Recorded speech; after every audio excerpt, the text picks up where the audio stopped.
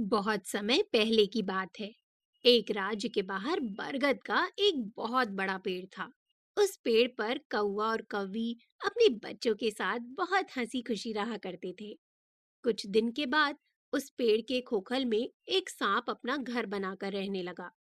जब भी कौवे भोजन की तलाश में निकल जाते, तो सांप उनके घोंसलों में से अंडों से निकले छोटे छोटे बच्चों को खा लेता था। ऐसा कई बार हुआ। कौवों को बहुत दुख हुआ। तभी कौवी ने रोते हुए कहा, हमें ये जगह छोड़ देनी चाहिए, क्योंकि जब तक ये सांप यहाँ रहेगा, हमारे बच्चों को जीवित नहीं रहने देगा। कौवी को रोता हुआ देखकर कौवे को भी बहुत बुरा लग रहा था, पर उसे सांप से लड़ने का कोई उपाय सूझ नहीं रहा था। आखिर में उन्होंने अपनी बुद्धिमान दोस्त लोमड़ी की सलाह लेने की सोची। वो दोनों उड़ते हुए लोमड़ी के पास गए और अपनी सारी परेशानी उसे बताई।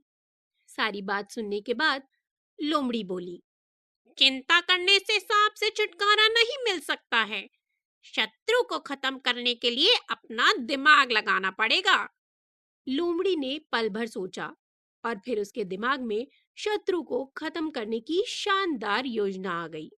उसने अपनी योजना कौवा और कौवी को बता दी।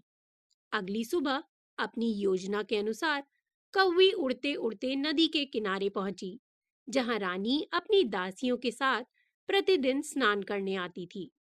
वो अपने कपड़े तथा गहने उतारकर पानी में उतर गई। कुछ ही दूर पर खड़े दरबान उनके सामान की देखरेख कर रहे थे। तभी योजना के अनुसार कौवी ने रानी का हार उठाया और वहां से उड़ गई।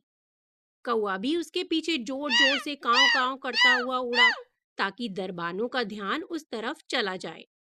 दरबानों ने उन्हें हार ले जाता देखा तो तलवारें तथा भाले चमकाते हुए उसके पीछे भागे। जल्दी ही वे बरगद के पेड़ के पास पहुंच गए। उन्होंने देखा कि कौवे ने हार को सांप के बिल में फेंक दिया है। उन्होंने एक लंबी लाठी की मदद से हार निकालने की कोशिश की, जिसकी वजह से सांप बुरी तरह चिढ़ गया और फुंकारता हुआ बाहर निकला। हिस, हिस।